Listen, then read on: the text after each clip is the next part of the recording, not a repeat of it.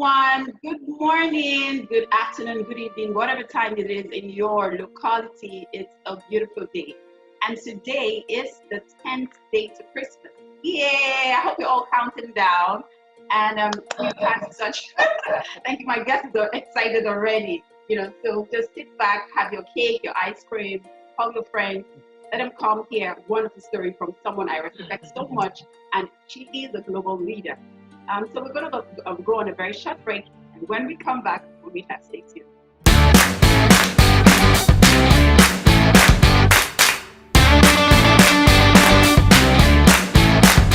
Okay, welcome back, guys. So this is me, Faith Afolabi. I'm the founder for Margaret Consult and the host for the Human-Centered Development Conversations on how they started their journey. And today is the 10th day to Christmas. We've been counting down since the 12th day to Christmas. And we've had so wonderful guests who have shared their experience. We have doctors coming, we've had with some consultants. And today won't be any different because you will be meeting a woman passionate about development, passionate about women, youth empowerment, and then ensuring that everyone gets the opportunity to start up a career that they've always wanted to start. So, without any further ado, get ready, drum roll.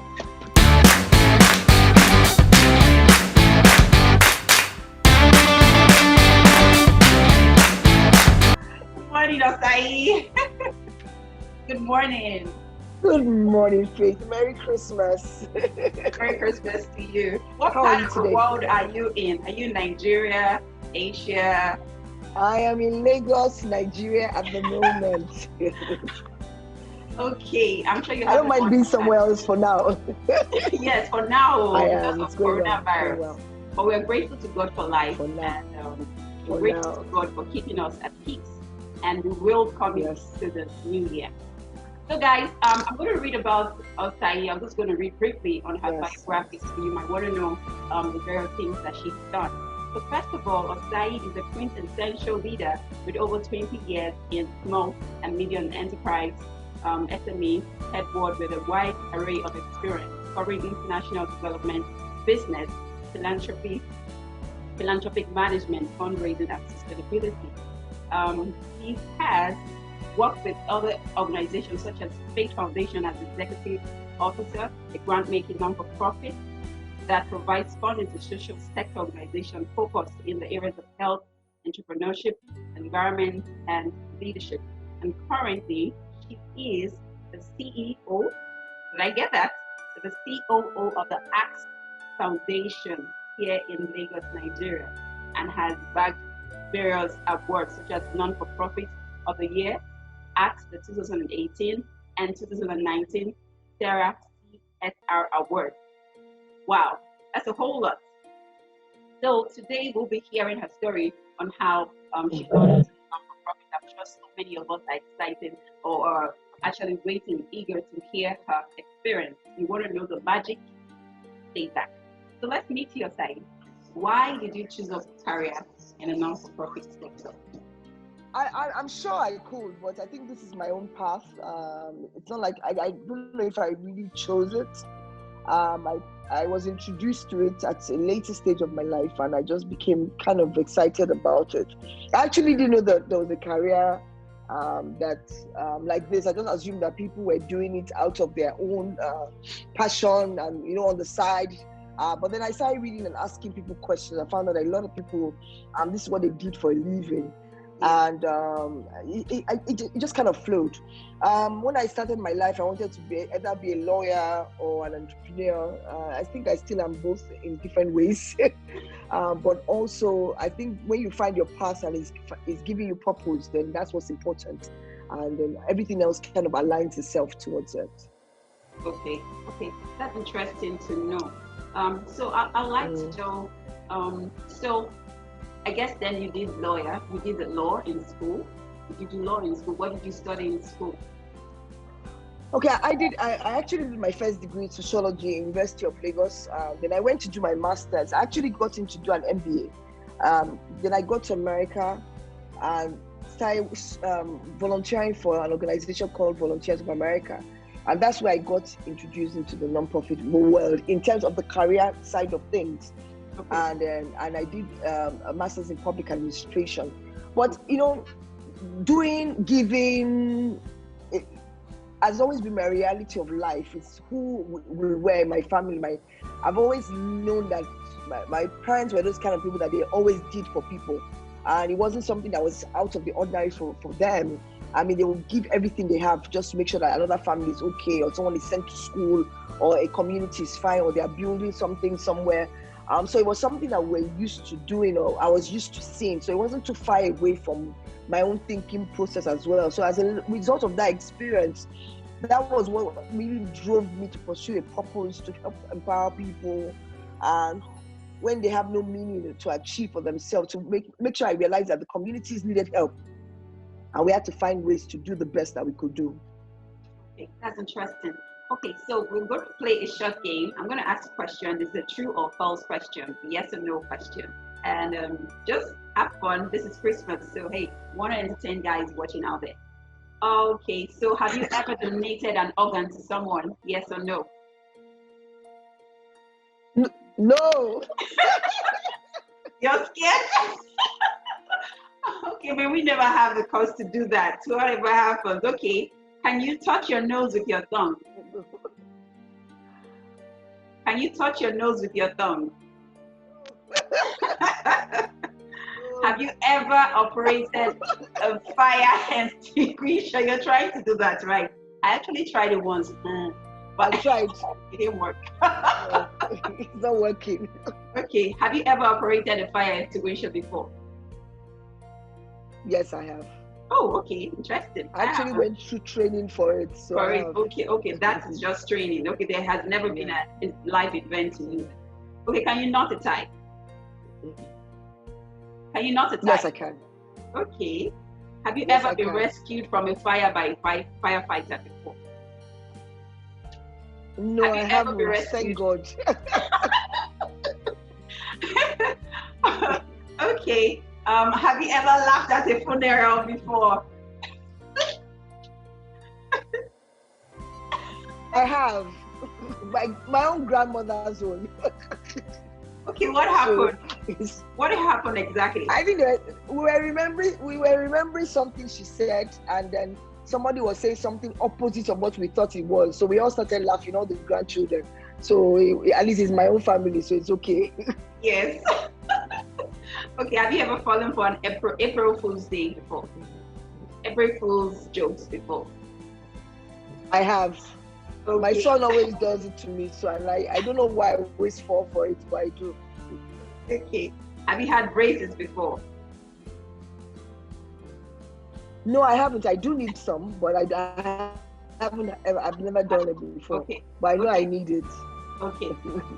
So, have you met someone whom you mistook for a celebrity before? No.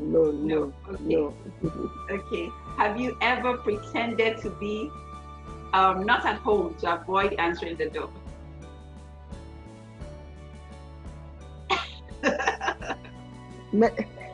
Many times. I'm sorry. To all my friends out there, I apologize. But I've done it before. Okay. And the last one, have you played sports in college before? Back in college, you played sports? No, not college, but high school, yes. No, not college, but high school, yes.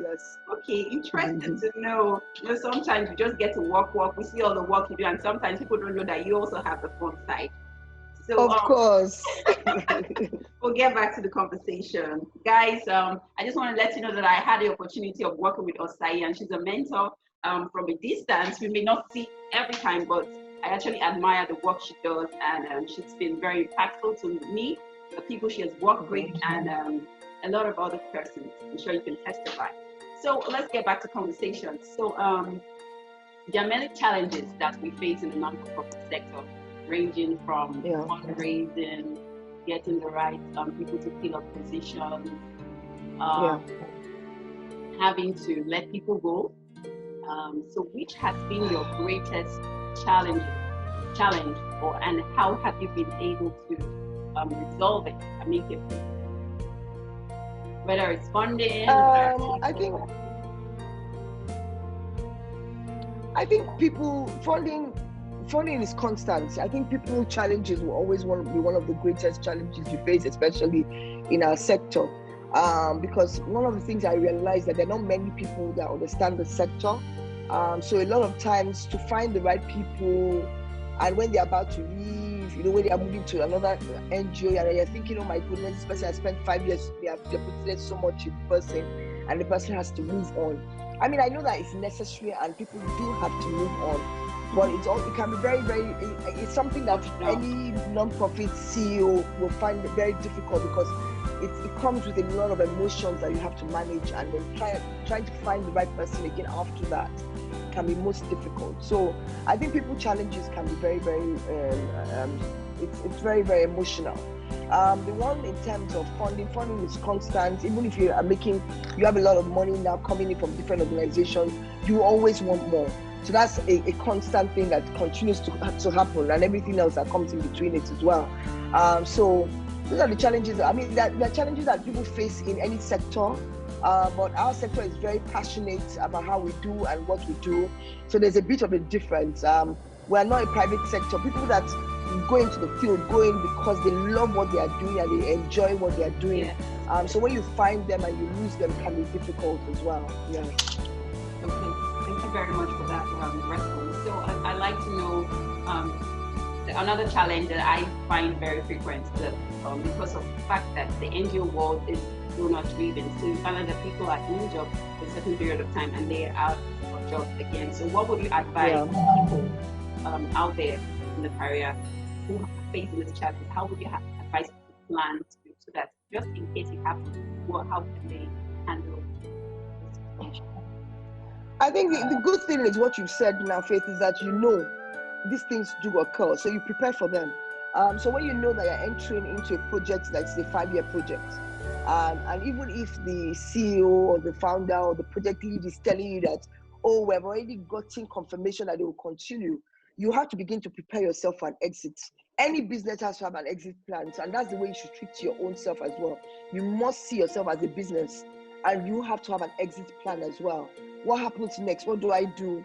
So by the time you get to the 4th year, you must know for a certain if they're going to keep the organization on or not. Even if the CEO is telling you something else, by the time you're dealing with the organization, you can tell the grant maker when they are trying to tell you to finalize a lot of things, or they're telling you that, oh, we'll continue. So once you are here, analyze, let's do the revision. That means you must know that you are getting to the last mile. So by this time, you should also begin to clean up your CV, begin to prepare yourself, and begin to ask questions. You might even find out that it's even from that organization. You might get another organization that they're doing a project with, and that's where relationships come in and the networks with people. You can't live in isolation. You can't work in isolation. You have to begin to nurture the relationships you have. So once you are getting to the 5th year, you start sending messages out that, look, the project I'm on is for 5 years. This is my 4th year. I know it's going to end next year. Just in case anything comes up, let me know. And I actually can exit because I have this project that says if I'm exiting, I should give them a 3-year plan, a 3-month notice and stuff like that. But begin to put yourself out there. A lot of times we assume that people know what is happening in our lives. A lot of times people do not.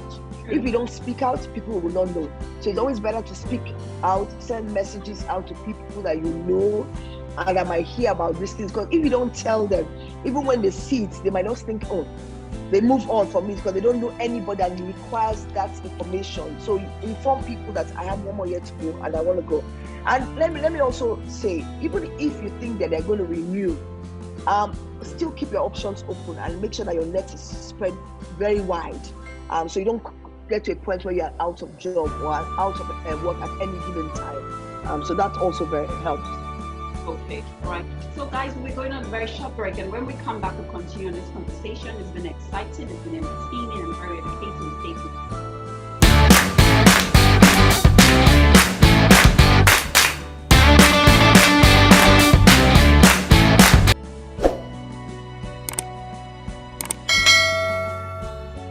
Okay, welcome back from that short break, and you've been speaking with me, Faith Afolabi, and my guest is Osayi Alile, CEO of ACTS Foundation, and she's been sharing her experience of how started a journey in non-profit, and now she has actually reached, can I say the peak?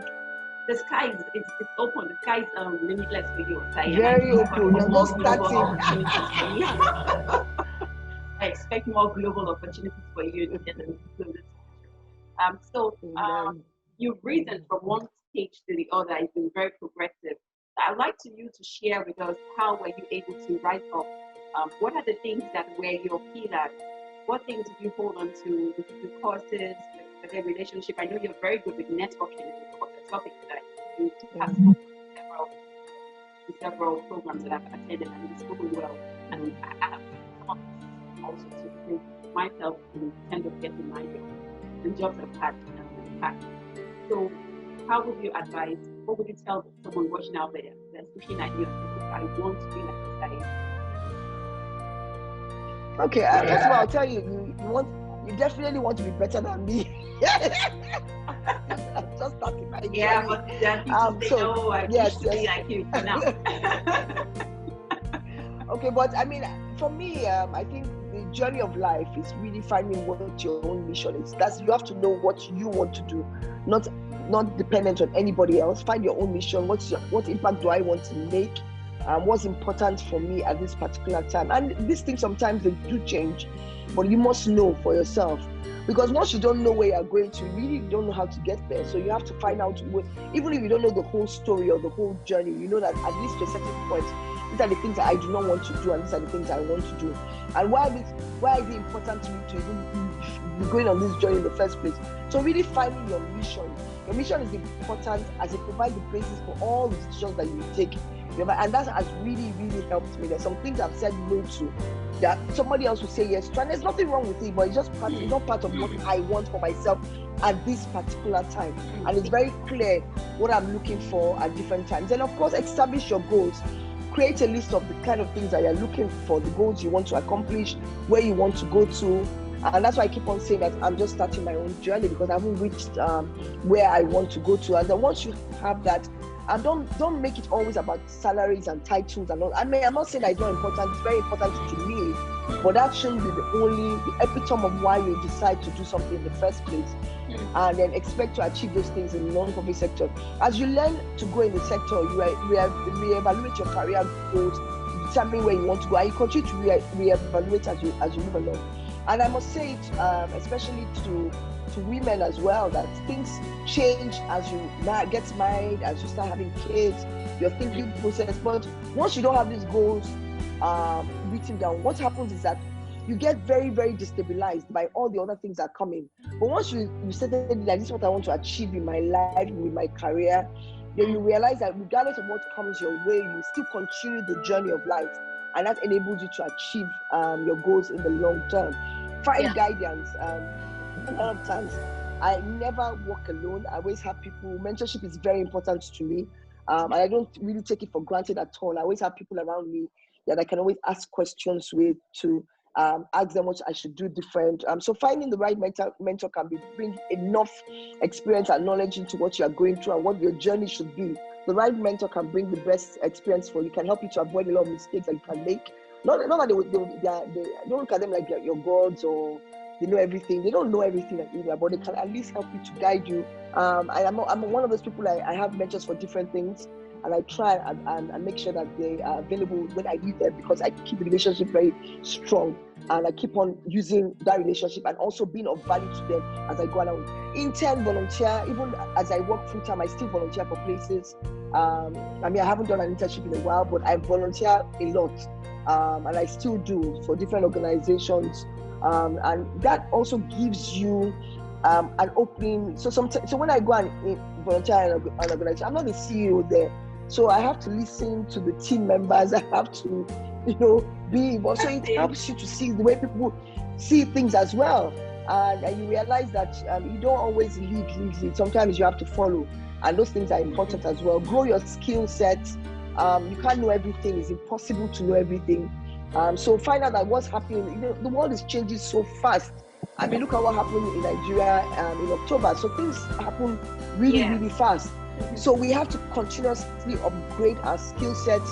We have to continuously be holistic about how we are growing. Trainings that you thought were important last year might not even be important this year. And so be flexible to changes and everything, and look for courses online. I mean, there's Coursera, Philanthropic University, FutureLearn. There's so many of these things out there. And of course, as you are listening to this also helps.